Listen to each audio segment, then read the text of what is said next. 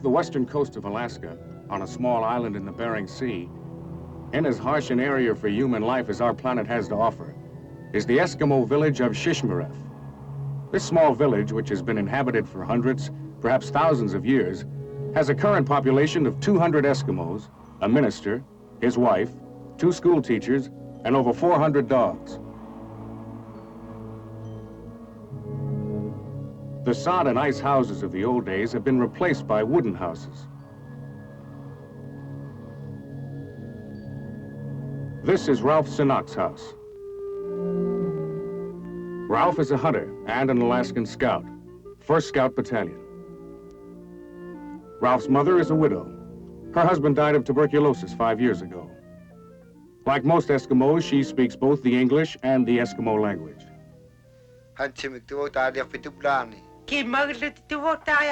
Coffee, hot cake, bacon, unan. Daniel is Ralph's younger brother, who would rather go hunting with Ralph this morning than go to school. Yeah, I know where you're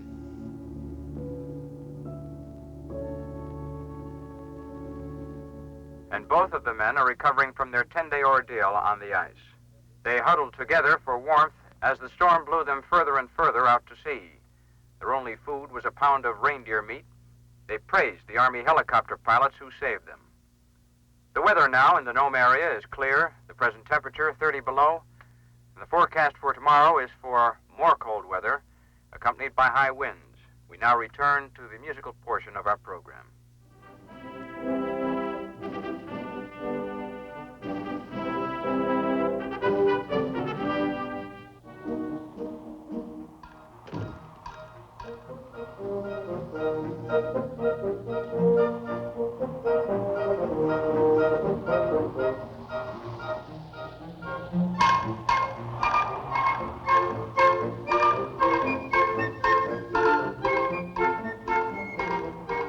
Daniel has the job of harnessing up the team. The job was not assigned to him, he volunteered. The dogs are about the same weight as Daniel, so it was an even struggle.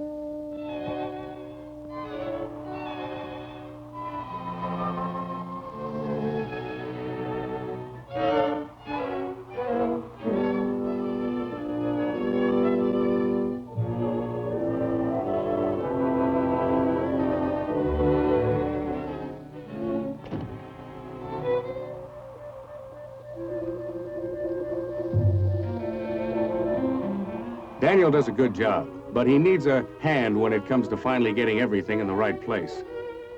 He waited until the last moment before asking the crucial question. Can I come along with you today, Ralph?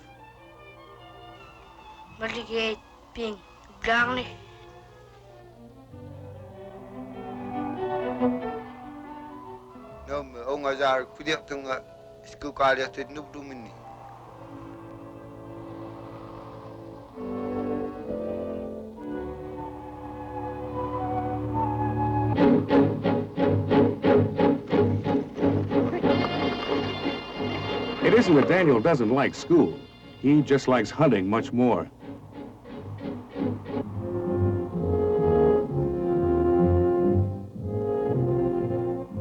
Daniel went home to get his school books, and Ralph headed out toward the open sea. He traveled as Eskimos have traveled for thousands of years. His sled was made of driftwood found along the shoreline in the summer. A team of huskies pulled him over the ice. His clothes and boots were made from the skins of animals he had killed.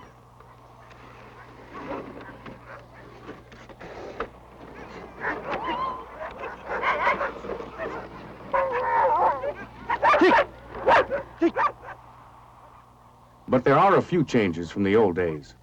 He carried a high-powered rifle with telescopic sights, and while hunting for seals was also scouting for the United States Army. I wasn't out on the ice with Ralph that day. He told me about it later.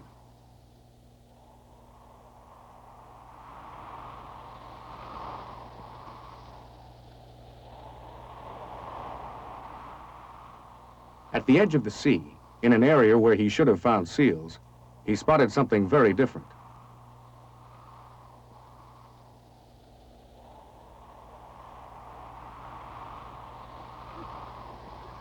This close to the border of the USSR, everything seen or heard is important. Ralph had found other unidentified objects before. Hats, boots, crates, and empty oil drums that had floated across the sea. This was the first parachute he had found. It was unlike any of the parachutes he had seen at summer encampments or on maneuvers with the Army. Whatever it might have carried was nowhere in sight.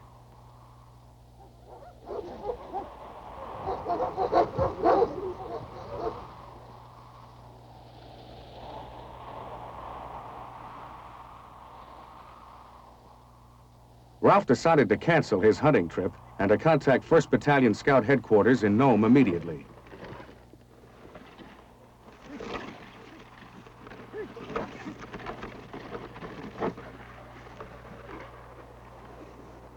Every National Guard armory along the coast is equipped with an Army field radio.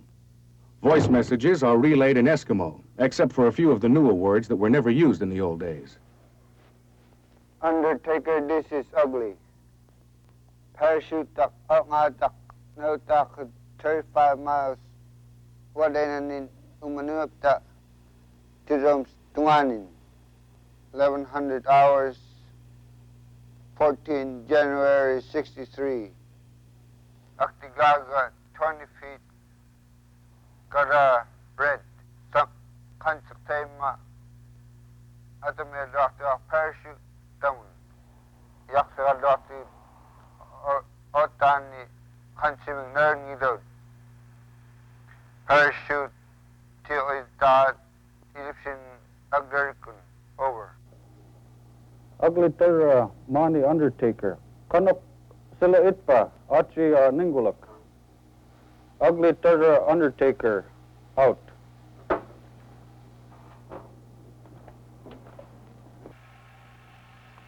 Have Sergeant Celine phone this into G2 right away. Yes, sir.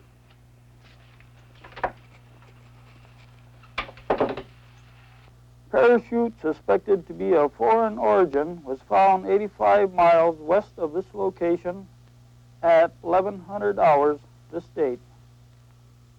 Indications are that something was attached to the chute.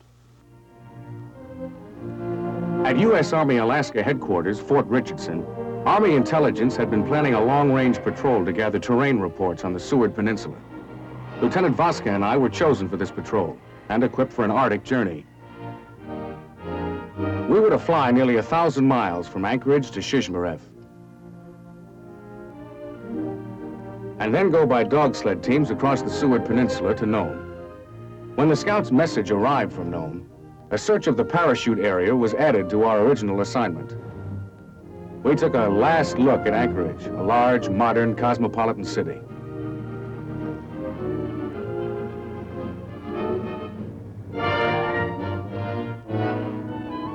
And headed west toward a small Eskimo fishing village. We skirted the highest mountain peaks in North America, made one refueling stop, and finally sighted the flat coastal regions across the mountains. The NCO in charge of the Scouts at Shishmaref, Ray Ningaluk, was waiting for us at the airport.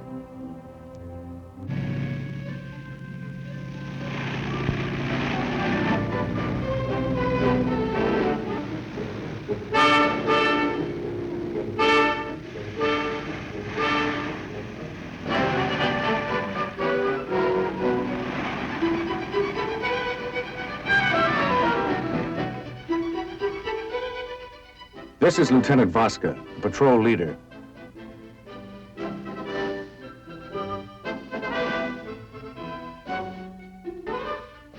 And finally myself, PFC Hickey, patrol photographer and observer.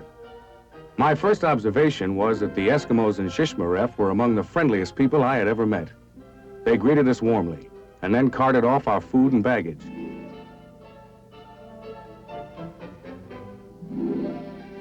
We slept at the National Guard Armory, and the plan for the next morning was to have a meeting with Ray Ningaluk and the Scouts who were to be the other two members of our patrol.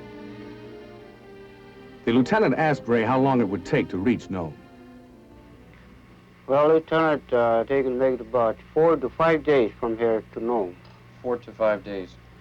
Do you know how the trail is? Has there been anyone on the trail lately? Right. I met last night a couple hunters come back from down that way. They said a pretty good trail. And they saw some wolverine down there, but didn't catch them. Oh, really? Did Really? they set any traps? I think they're setting traps all right, but they might get it someday. Good. And how many dog teams do you think it will take? Well, you can take 2 teams, like Ralph and Andrew. How's Ralph? How's your team, Ralph? I've been out seal hunting, and they're pretty tired, but they'll be all right for a patrol. How about you, Andrew? How's your dogs? My dogs are in good shape for this patrol. We decided to leave on Monday morning. That would give us enough time to fill out terrain and data reports for Army intelligence on Shishmaref itself.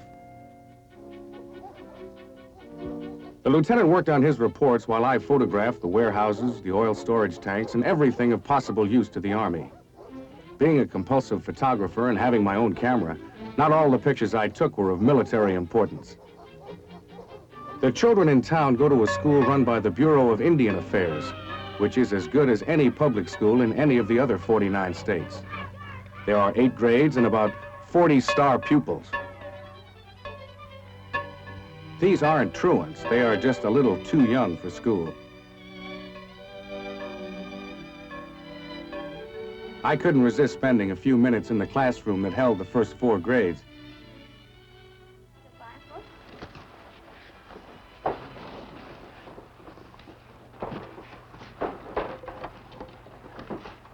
Now, yesterday we were talking about structure, and does anyone remember what structure means? Clara? Structure means how an animal looks. Right, very good. Now, let's think about this. What's the difference in structure between a fish and a bird? Daniel? The bird has wings. The fish has no wings. The fish has no feet. The bird has feet. While I was getting an education, Ray and the lieutenant were off gathering additional terrain information for our reports. I learned later that they also managed to get in some fishing. The ice this time of year is about 5 feet deep. Ray pulled in one tomcod after another.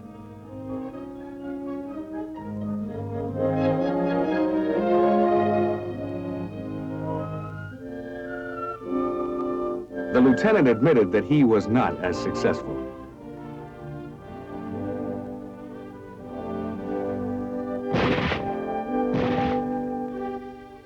Ray took us seal hunting. Seals killed in the wintertime float long enough to be dragged in from the shore with grapple hooks. Seal hunting is the main occupation in Shishmaref. The meat is food both for the Eskimos and their dogs. Seals are worth cash in bounties paid by the government to protect the salmon industry in Alaska. The skins can be sold to fur dealers for additional cash or used for clothing.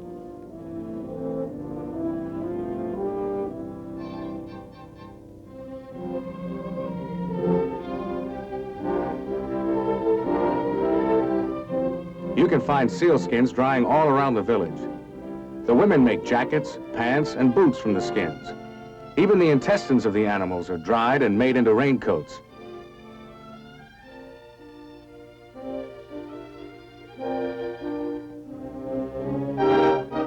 The Scouts had a drill session that day, one of their regular 48 sessions.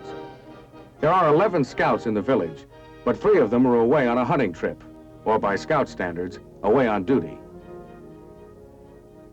Olana. Here. Salute. Here. Utuk. Here. Right. Peace. Right shoulder.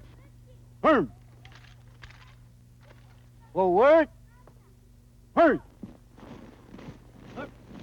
Left, right, left. On heading. Count.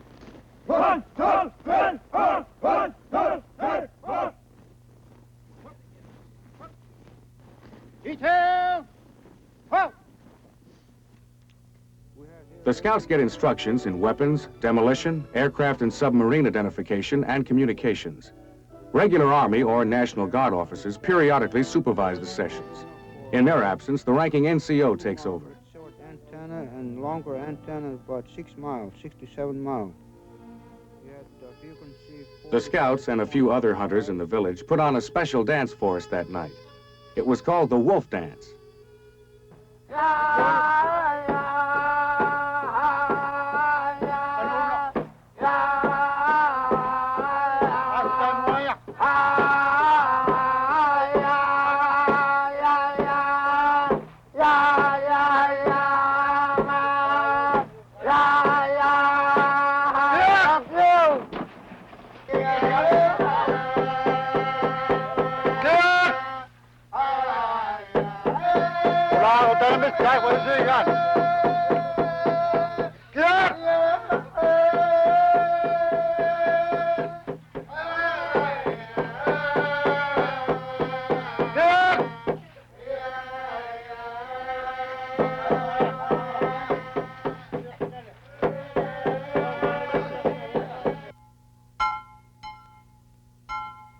On Sunday, the morning before we were to leave, we attended services and heard the Shishmaref Church Choir.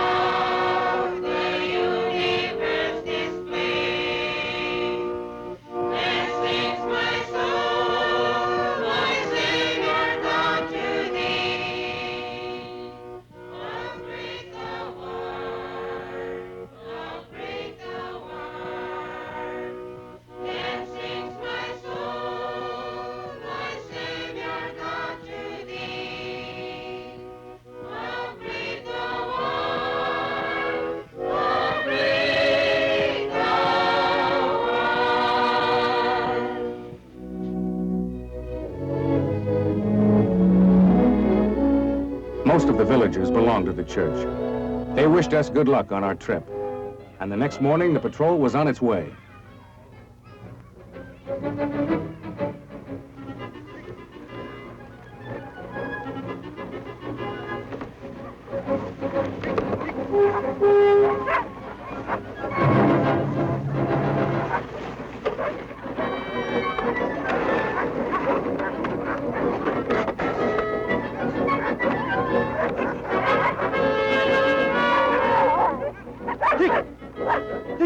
We left the village very early. Daniel was one of the few people to see us head out of town. We went out along the same trail that Ralph had taken on his earlier hunting trip. This trail also led eventually to Nome. I felt great. We had an exciting mission ahead, 2 expert guides, and 2 teams of dogs who could pull us smoothly all the way to the North Pole, or so it seemed.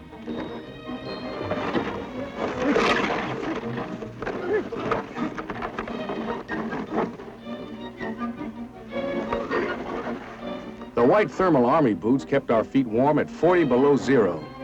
Perhaps they're not as colorful as the Eskimo mucklucks, but they do the same job.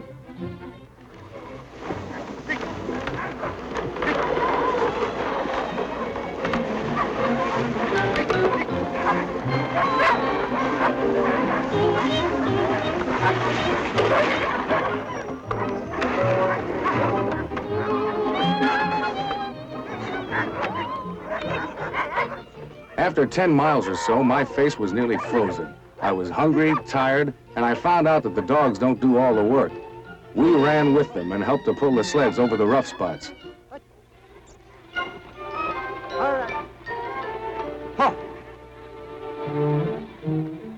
There was nothing on the ice to be reported. No landmarks, no unidentified objects, no visitors from another world. Ralph led us to a sheltered spot near the place where he had found the parachute a few days earlier. It had taken us a full day to reach this spot with our heavier loads. A rather quiet, tired group sat down to dinner that night, each to his own favorite dish, or at least favorite available dish.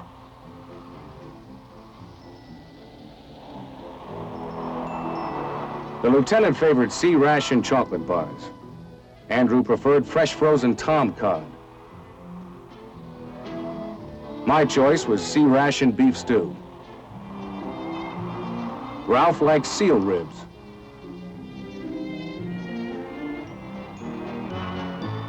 After dinner, we were all a little more congenial. Andrew doesn't smoke, that is, cigarettes.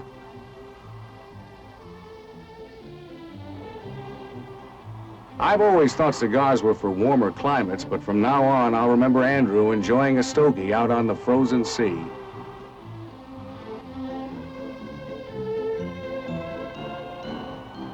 Ralph and the lieutenant talked over their plans for the next day.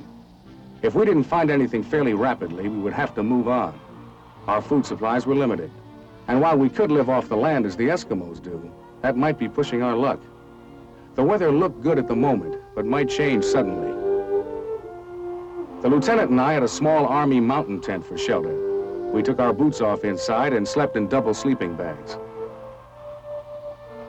Ralph and Andrew, who liked to travel as light as possible, used the sleds as shelters. Their sled covers gave them protection from the wind.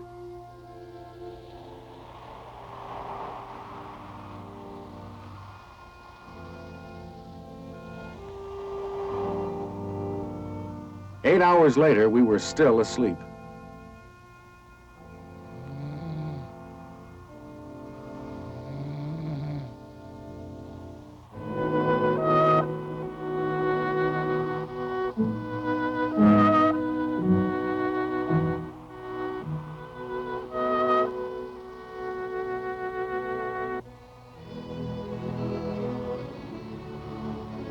The early morning Arctic air was a shocker.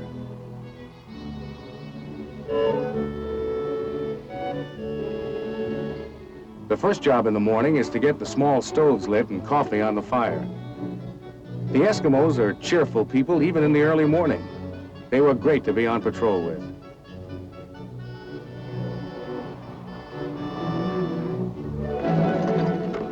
We spent the next morning searching the surrounding area. By this time, Andy and I were good friends, partners hunting for something we weren't sure existed and weren't sure we were ever going to find.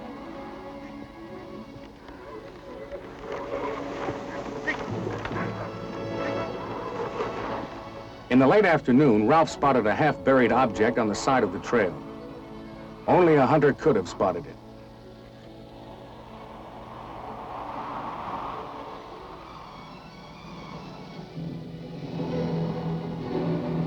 It seemed to be a radio transmitter of foreign origin. When the lieutenant saw the broken shroud lines, he knew that this transmitter was connected to the parachute that Ralph had found. It must have dropped rapidly when the lines broke, and the chute gone floating on for another few miles. We wondered what a transmitter of foreign origin was doing on American soil. We headed directly for Nome with part of our mission successfully completed.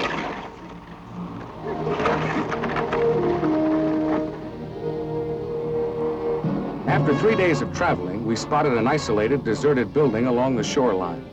It might have belonged to a fur trader or a gold miner many years ago who went broke, as many of the old-timers did, or perished in a storm. The lieutenant decided to use it as a shelter. He located it on our maps for future Army patrols who might also welcome it as a shelter or as a landmark.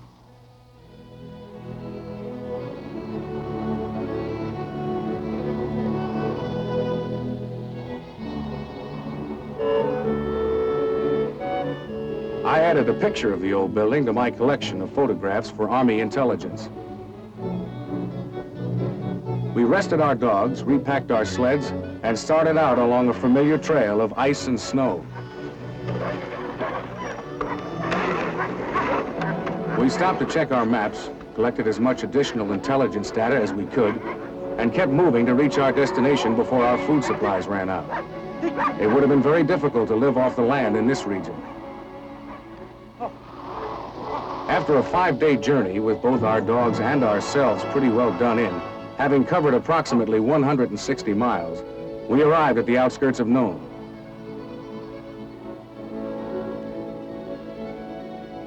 The lieutenant could have picked another route into town, but having been on the ice so long, he felt like coming in on Main Street.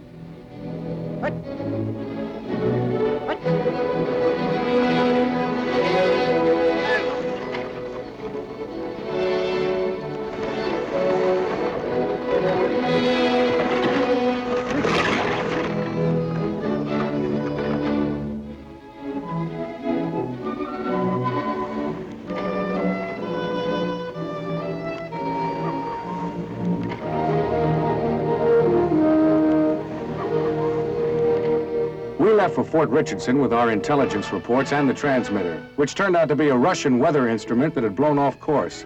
Finding this small object on the vast frontier proved the merit of the Army system of border scouting and patrolling. Ralph and Andrew headed back to Shishmaref. We heard that they arrived home safely on Friday.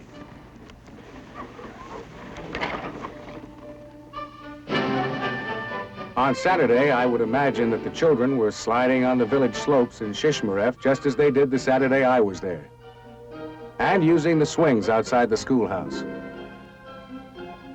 Ralph told me that he planned to go hunting to catch up on the family food supplies. He said he was going to take Daniel along with him to teach him the ways of hunting and scouting, how to survive in temperatures of 60 below zero, how to make his way through storms, to find and bring back the elusive sea animals. What Daniel learns in school and learns from Ralph will help him to survive in a changing Eskimo world on the Bering Sea, guarding his country, his ancient traditions, and our northwestern frontier.